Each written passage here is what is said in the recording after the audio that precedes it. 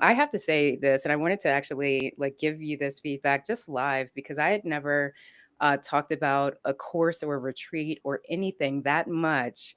And we're now spending our baby moon. We chose to go back to Sedona and either repeat that feeling or the aura or the energy or whatever it was that I felt at your retreat when I attended the trauma informed pelvic health certification training. Mhm. It's still to this day. I just said, Jenna, we have to do this. We have to go out there. We have to spend kind of our last vacation before baby comes, and really just try to recreate that feeling. And so I'm so honored to have you both just to talk about why you created that program, why you created a certification that helps therapists in the pelvic health realm really understand what trauma informed care looks like, uh, and then how you brought us all together and just really pick apart a few of those things that I took away from that training to really direct towards maternal health for birth recovery for all of the things that we're doing. But just first and foremost, thank you for being here. Thank you so much for having us, Rebecca, and those kind words. And I'm so excited for you and Jenna. Sedona's just such a magical place. It was the right place for our retreat. Definitely the right place to have a baby moon. Right? I completely agree. So what was the inspiration? Why the trauma-informed pelvic health certification? I've been trained as a pelvic health therapist for over a decade now. I had never experienced anything like that. Why that? Such an excellent question.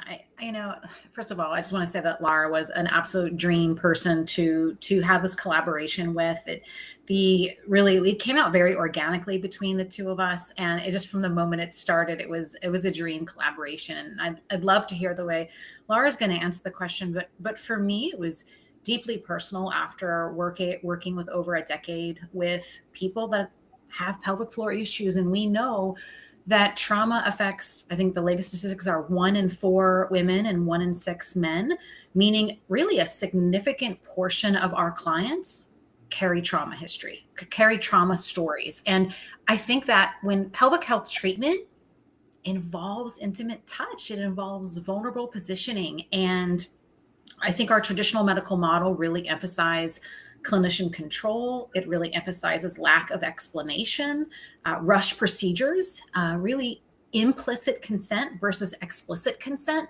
And I think over my years of being a pelvic floor therapist, I really saw that the nervous system connection, that trauma literally lives in the body and particularly affecting autonomic nervous system that controls pelvic floor function. So we see things like hypervigilance, chronic tension, right? Protective guarding patterns that are mechanisms that are deeply associated with pelvic dysfunction. And without addressing these things, these underlying nervous system dysregulations, purely biomechanical approaches really fail. And so I know that both Lara and I deeply feel that trauma-informed care prioritizes establishing safety first, explaining to the T everything that happens first, consent every step along the way, offering choices around simple things like positioning, draping, really recognizing that healing happens within relationships and trust, not just through technique. I will echo everything Lindsey has said, and just how privileged I have felt to work with her to create this program. For me, the importance of it kind of came about from having experiences in my practice. So I'm an OT based in Ontario, Canada, where we don't have internal work within our scope of practice, and we don't tend to do a lot of manual therapy as OTs, but became really interested in pelvic health. And when I started my practice, ended up attracting a lot of folks who did have a trauma history because they were avoiding pelvic floor therapy. Internal work, hands-on work wasn't accessible to them. So I was able to kind of see the value of using my background in mental health, of addressing the nervous system and making really impactful changes in terms of how folks were relating to their body and seeing changes in their pelvic health symptoms. And sometimes that meant some scaffolding to then get them to a place of safety where they would feel comfortable with some of the hands-on work with a trauma-informed pelvic health therapist if that was indicated for them. And I was starting to hear amongst my colleagues, trauma-informed care starting to be talked about more and more, but it was being talked about through this lens of, we know it's important in pelvic health. We know it's showing up. So trauma-informed care really needs to be about identifying it, screening for it, and getting folks connected to trauma therapists. So it was feeling really siloed, where it was like, can I get folks connected to a trauma therapist so they can address their trauma over here? And then let's get back to pelvic floor therapy.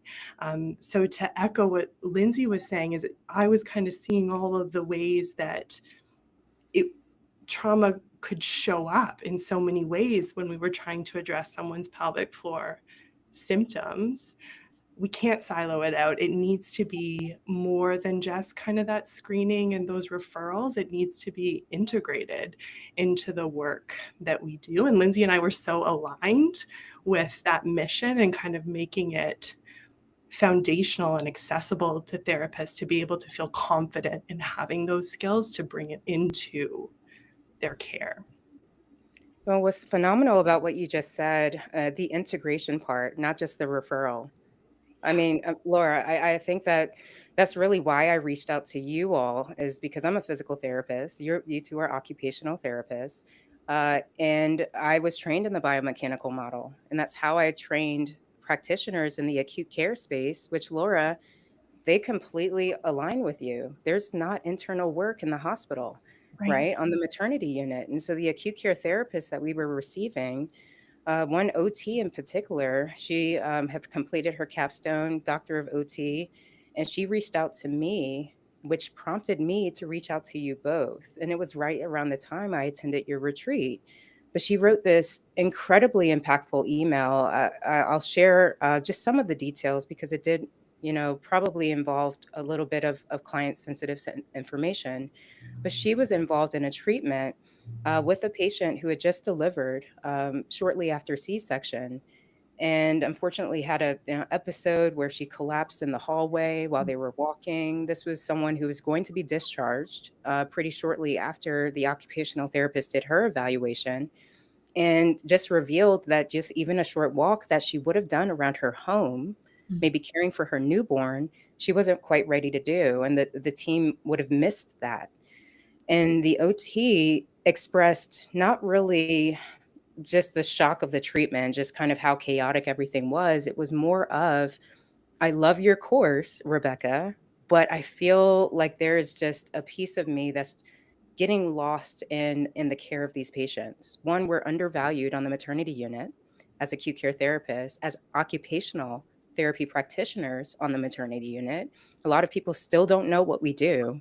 And I'm seeing moms in situations that they really shouldn't be in with the limited support that they're given, and the lack of providers that really do believe them for what they're going through. And I said, I need some help. I need some help, right? And so I've reached out to you, and I would love for you to just maybe explain what you thought in terms of the certification program that you created could really translate well to the maternal health population.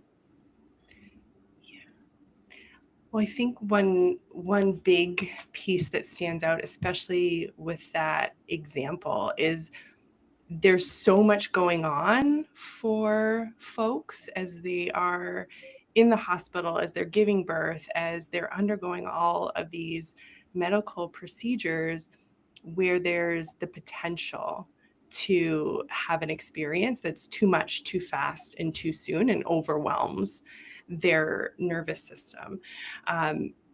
But the other piece is it's often so fresh and raw when we're looking at acute care populations that it's doing some of the cognitive and conscious processing of the experience, identifying it as trauma, we're often not there yet. And so one of the core kind of components of trauma-informed care that we support clinicians with developing in our course is this idea of attunement, of being able to kind of be with and read the subtleties of someone's nervous system and how a trauma response might be showing up for them, so that we can recognize what's happening and when it's happening and respond in a way that holds space and promotes safety for that. But also attunement with ourselves. Like, we are a human with a nervous system that is showing up to these situations as well. And witnessing this stuff leaves an imprint on our nervous systems as well. So a core piece of trauma-informed care is also clinician care and monitoring for our own burnout. Yes, knowing when advocacy is important, but also knowing what we have the capacity for in terms of that advocacy, and being able to gauge for ourselves when we can take that on and when we need to take a step back and prioritize our own self-care in that too, is just such a critical piece of trauma-informed care that often goes unrecognized when we're just focusing on how that all of those potentially overwhelming experiences are impacting the clients, and not giving ourselves space to process it too.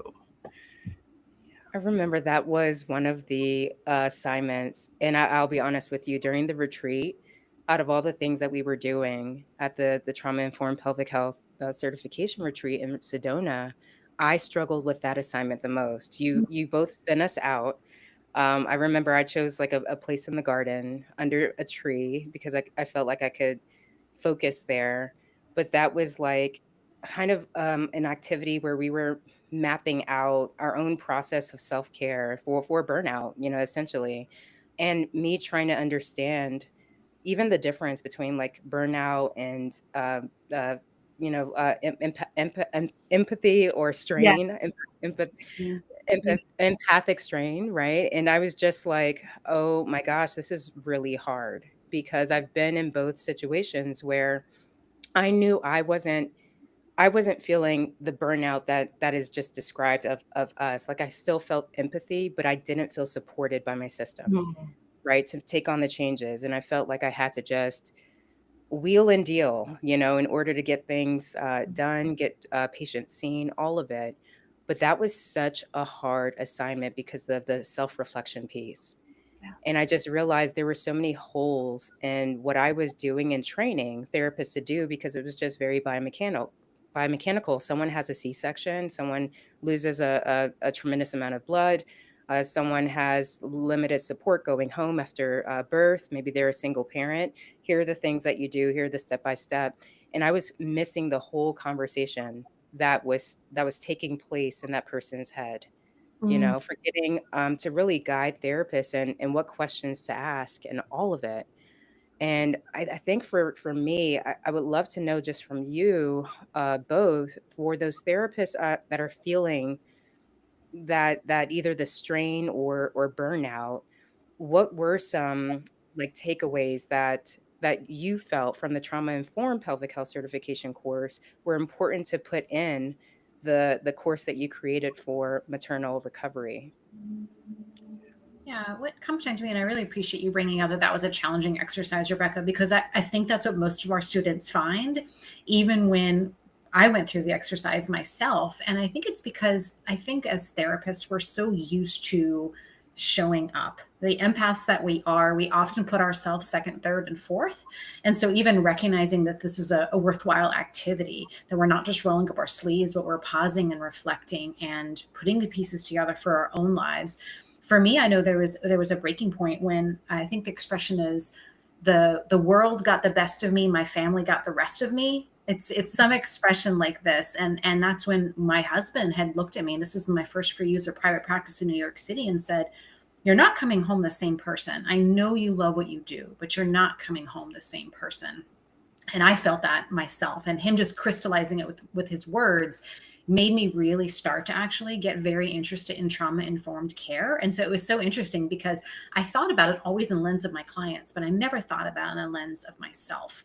And so some of the practices that Lara and I have in the workbook and even throughout the experience together, I think are, for me, the most meaningful ones are exactly the experience I just explained, which is recognizing when you're not able to fill your own cup anymore. And it's a little bit like, when we have a kindergartner and they kept it together all day. They kept it together all day, and the teacher is glowing. You're getting great reports. You come home, and your little person is a tantrum maniac, right? It's like they kept it together all day, and now they need that comfort and support. And I was starting to go down that path. So I think the reflective exercises that we give throughout the course are, number one, helping us to identify when we do need to take a pause, and then scaffolding around exercises that we can do to advocate for ourselves, whether we work for ourselves or we're in a maternal unit or an environment like a hospital, to put some parameters and boundaries so that the ones that we do show up for when we get home don't get the rest of us. There's a word for that, and I can really relate to that, Lindsey. We had that with our little guy, and his teacher sent me an article on the phenomenon of restraint collapse, which is like when we are holding it together so much in a more formal space. So for us at work, for our kiddos at school, then you get to the people you feel safest around. You're able to kind of let go of the restraints. And for me, that was huge in terms of not taking it personally. Like, am I doing something wrong in my parenting that he's a perfect angel by all accounts, but just is just such an emotional ball when he gets home. So I would 100% agree with what Lindsey said, the value of like noticing for ourselves when we need to build in some resilience routines, when we need to set boundaries, when we need to build our own support teams around us, like to process some of the heavy experiences that we're taking in, our own mental health teams. But another layer there that I'm getting more and more feedback from our participants that go through the course, that was a really important aha moment for me, was the difference between empathic strain and what used to be called compassion fatigue. And so there's a shift now in the literature with compassion fatigue being used less and less often because it implies that compassion is a limited resource. Whereas Dr. Kristen Neff's research shows us that the more we practice compassion, the more capacity we have for it over time. And so I would say, and one of the difference in why we're moving towards empathic strain is because empathy is often a very automatic reaction where we're stepping into someone else's pain and suffering. And like with my kiddo example, I would take it very personally, right? That I would feel like I needed to fix it and put so much pressure on myself. And I was right in it with him instead of being able to step back and hold space for the pain, which is what we are doing when we're practicing compassion and self-compassion. So I would say we do weave into our program some practices that support clinicians with self-compassion and compassion as being very protective against burnout and against empathic strain. This actually happened like really recently, but a therapist that I completely respect, she's now teaching courses to other acute care therapists specifically, but just really anyone who's practicing in the home environment, who's seeing the maternal population specifically really early after delivery and even during high risk pregnancy. And because it's still really just a newer concept for surgeons specifically, to like refer their patients, after surgical birth. She encountered a physician that was quite rude to her, like, completely felt like her judgment in ordering a walker as a physical therapist for this mom who just gave birth, felt like that was not, necessary. And she kind of unloaded in a text thread that I was on. Um, and I'm thinking now about that restraint collapse. Is that what it is? Yeah. Restraint collapse, almost as if, like, I know, like, she had to explain, to me, because I was like, "Did you say that? Did you write that?" The response that she had, but there's such either this compassion fatigue, this, restraint collapse, all of it, and we're just throwing these terms out, and we're not really defining them Mhm. each, because if we did, I think the reaction would be different. We would have really the understanding as therapists who are really paving a way in this area, just like you did, Lindsay, by creating, the first OT practice in New York City, that treated pelvic health clients. It's like when you're hitting a wall and and people are around you who love you and, like, know what's going on, Mhm. how do you keep going when it's so important? But, with her unloading, I was just kind of thinking about that. Like, this is a phenomenal a therapist, a phenomenal instructor. She's now doing contracts with hospitals to train their staff. And here's this surgeon basically telling her, no, your diagnosis, your evaluation, your assessment of this person and their fall risk means nothing. We don't give walkers to moms after C-section. End of discussion. And it's like, I'm sorry, I just spent so much time with this woman. I just spent so much time with this patient. This is important. And so for the therapist, and this just keeps coming up, and I'm now directing them, please take this course, with Laura and Lindsay. But for these therapists that are paving ways in pelvic health and maternal health, the terms that they should know are what in terms of caring for themselves. Mm. Oh, yeah.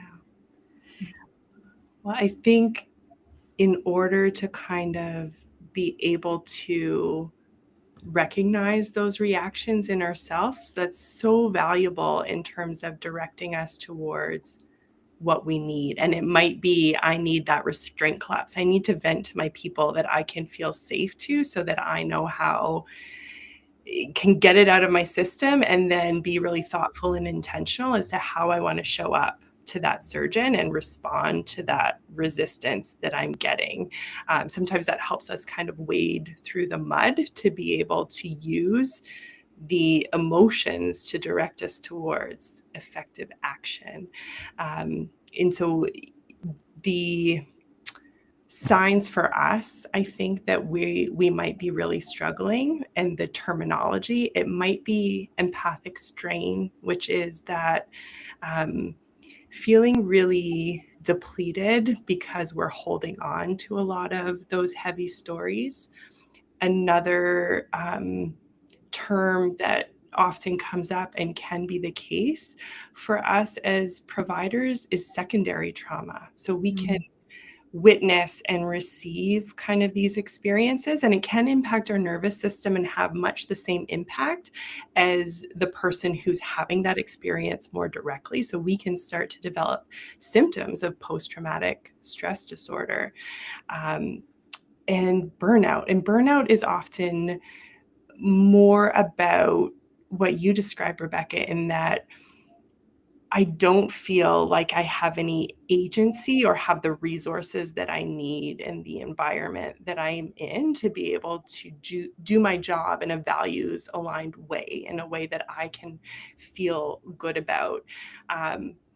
The challenge is they can all look and feel really similar. And so the value of kind of doing that really hard work of taking a step back to reflect is we can start to tease out what are the things that are contributing to this snowball for me of feeling really depleted, of feeling really burnt out, so that I know what those factors are, because that often points us towards what we need, right? What sorts of supports we need, or what we need to do to ourselves to start to put our own wellness.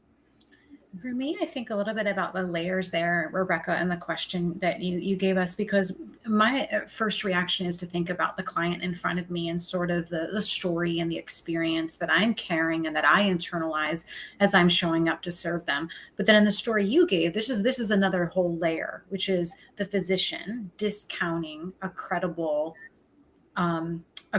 piece of advice that through our clinical reasoning we deemed necessary. And I think that's a whole nother layer here that brings out deep feelings of imposter syndrome and feelings where we're questioning our own authority now. And I think that this is sort of like a double whammy, which is a technical term, because now we're being squeezed from both capacities. And so I would also mirror everything that Lara said. And on top of that, kind of come to a place where you also can stand firm and confident in your area of expertise, because absolutely it was that person's right without question to recommend a walker. And so what that looks like in each system is going to be a little bit differently in the way they advocate to make sure that that parent goes home with that device, and then being able to come home and process those layers ahead of time. I waited until I got burnt out to realize it needed to happen. I would say anyone even embarking on this field, start to be aware so that you do not get to that place of depletion, but rather are more proactive regarding the ways that you might feel that squeeze and that strain and that pressure that kind of go against your ability to show up and serve with enthusiasm, which is exactly why we all got into this field to begin with. Oh, absolutely. With enthusiasm. I mean, that Mhm. completely, like, I just want to emphasize that is that we've been so passionate really in the work that we're doing, especially the therapists that are just paving again, really new pathways of recovery in their own communities. Like pelvic health is still not a household name, you know, in both of our disciplines with occupational therapy practitioners or physical therapists. And neither are these really niche areas of maternal health where we're really trying to train more therapists to be empathic, but resilient. I'm now starting to really despise that word, just because it gives almost a sense of like I'm bulletproof, and I'm not, right. So I don't want to use that word, but really, for lack of a term, is just giving grace to ourselves, and also giving grace to our families. You know, when we come home after wearing our Superman or Mhm. Superwoman cape all day. But really, I want to bring this full circle with a lesson that I learned from you, Laura, and please, if you both can speak on this, it was almost projecting. What I would say, I was probably projecting the most when I did have a patient that I thought this was a traumatic birth, this was a traumatic Mhm. experience. Um, and then another patient where I thought, oh, okay, well, this was a mild, perennial tear, this should be fine, and it wasn't. I mean, it was just to me, I was really thinking about the lesson that you gave in the trauma-informed strategies for maternal care, was that we can't uh, almost project, or we can't, already label someone as having trauma without actually speaking with them and without actually evaluating and assessing who they were and what happened and what it was or what their experience was in their own words. And that was completely mind blowing to me. Is there a way that you can maybe bring this together for people who just don't understand what do you mean? If I read it in the medical chart, this was trauma. Yeah. How can you not how can you explain to someone that you can't really actually perceive what trauma is just from a medical note? Right. Yeah. I think the best way to explain it is if we look at trauma as not just what happened to the person, but how also what resources they had. What was their support system like? Did they feel like they have the resources to cope with that event, that experience? And that's where we talk about these kind of key principles of trauma informed care as being really transparent and clear and prioritizing the person's narrative and experience of what happened over kind of protocols that is so protective against having a really significant medical event imprint as trauma on the nervous system. And so we really can't we can't really label something as trauma without exploring the impact that it had for someone and their lived experience of that event. Completely agree. Wow. And you're talking to someone who's creating protocols right and left, to be in alignment a lot with our referring providers, right? That's the language of a surgeon is a protocol, Yeah. right? And I think those are so important, right, too, to kind of anchor us. It's just when and you shared with us this really incredible kind of New York Times video on managing pain with C-section, right? And one of the things that really struck me with that video in terms of then the UK's recommendations of how we manage pain with C-sections is if we're prioritizing the protocols over someone's lived experience, that's where we have the potential to do harm or recreate trauma. Whereas if we can kind of put them more even ground and even prioritize that lived experience a bit more and still use those protocols, there's so much utility to that, but it's how much weight we give them, I think, that gets a little muddled. I was blown away by the UK's just their response, first of all, just to everything. It's just like, oh my gosh, can we please bring some of that over here to the US? But the report of just over 8 to 11% of the patients who undergo a C-section could feel their surgery during the procedure, could actually feel what was happening automatically. That's pain science. That's something that we should all be trained on. I mean, that's an obscene number of people during surgery who could feel their actual surgery. And what was interesting, really, about that whole report was just the recognition by every professional involved that this kind of thing was not new, it was normalized. So different.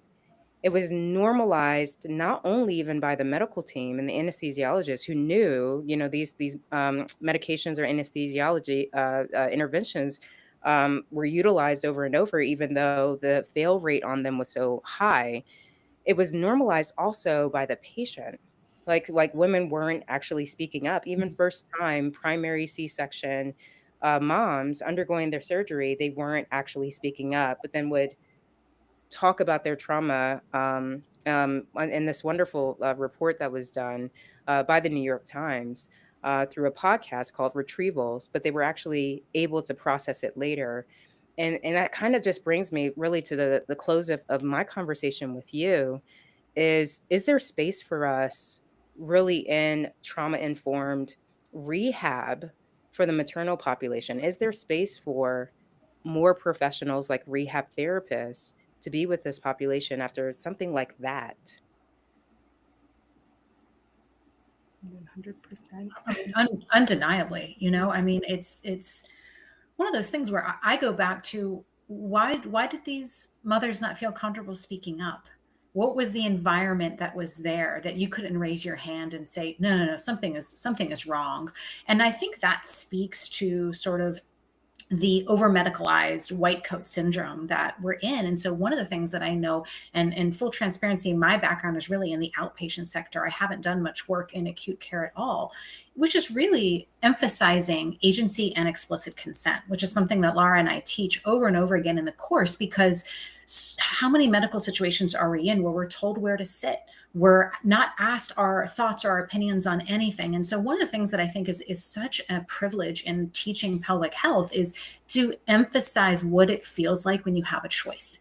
And I think the more that we can give our clients what it feels like to have a choice, the more they're going to demand it. Rebecca, you have said this before, and it's always stuck with me. The consumers have the most power. And when we start advocating for ourselves what is right and what is wrong and what we feel comfortable with, now this is going to be that ripple effect that we so deserve to see.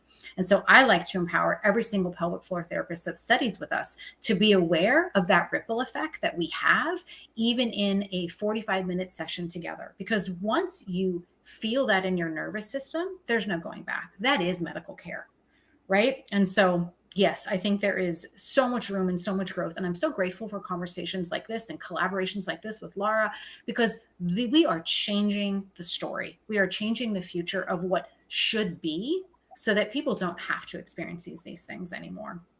A MedBridge consultant that we're working with now on what's called the birth recovery pathway actually said, if you want to change the story, you have to change the storyteller. If you want to change the story, you have to change the storyteller. And what I'm realizing now from your course, ever since taking it, first of all, you open it up to other practitioners. Like you open it up to me as a physical therapist to learn what you all are trained on in mental health, as occupational therapists, but then specific to the pelvic health population. I never saw anything like this. I never saw training like the trauma-informed pelvic health program that you created. And then to really understand how to change something that you said, Lindsey. Why couldn't they raise their hand? Women are strapped to the table. They're strapped literally physically to the table, to the operating table when they're having a C-section. And if they're screaming, those screams are ignored in an emergency cesarean birth.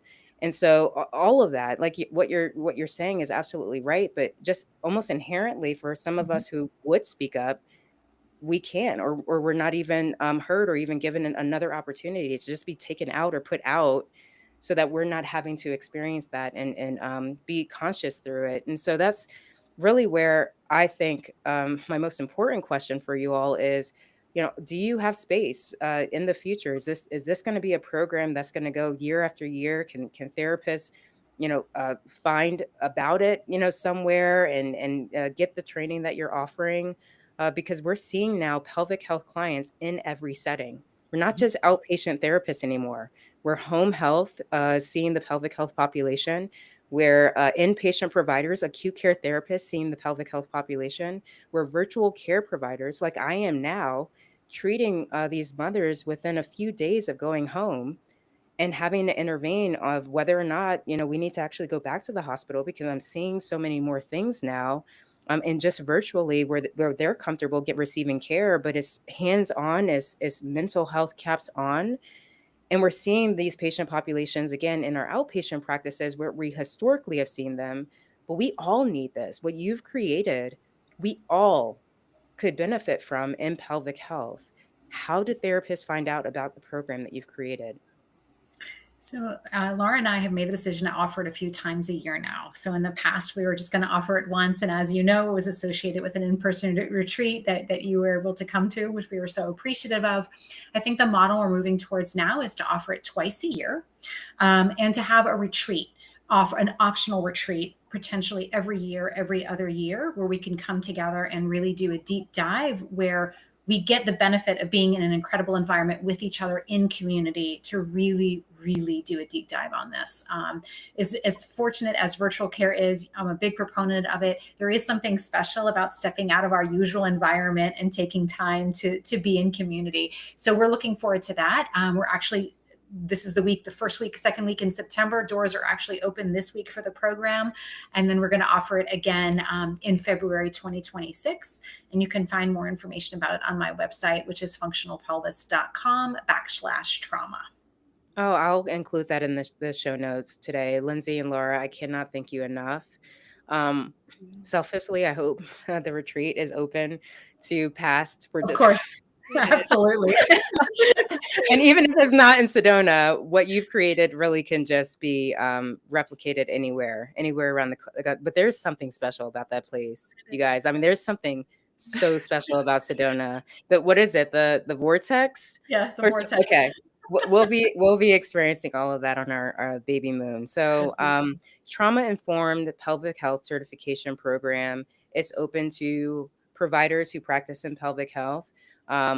But I think that really any provider who has a touch point with the maternal health population, with someone who's had a women's health procedure, who has a touch point with people who historically are just not heard, within their healthcare experience. I have to say, I have to put a plug in. If there's an application process where, could they, potentially go through that, just to have this knowledge and education that really should be at the foundation of both of our disciplines in OT and PT school. I just believe that what you're doing, you're transforming lives through so many of us who have touch points with people throughout our career.